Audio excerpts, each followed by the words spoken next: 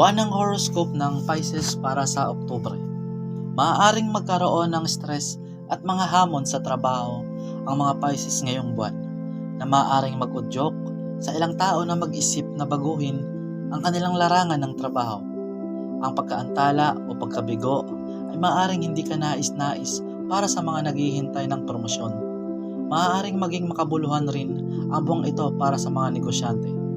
Ayon sa horoscope ng Oktubre, dapat mong awitin ang Gorabi Namaha ng 108 beses sa isang araw at basahin ang Hanuman Chalisa. Para sa mga mag-aaral na naglalayong mag-aral para sa mga kompetisyon, magiging maganda ang buwang ito. Makakaranas rin sila ng pag-angat ng kumpiyansa na magpapahintulot sa kanila na magtagumpay sa kanilang pag-aaral. Hindi magiging maganda o masama ang buwang ito para sa mga pamilya ng mga lokal sa aspeto ng buhay pamilya.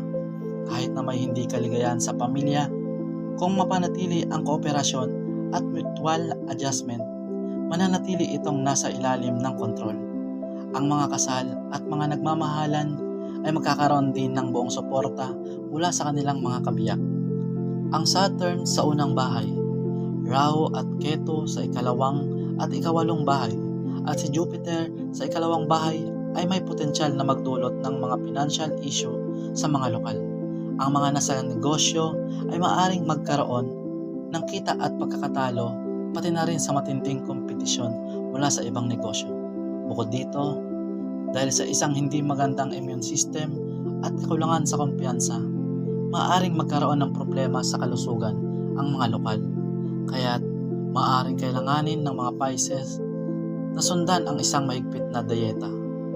Kaya isang tip para sa horoscope ng Pisces ngayong Oktubre.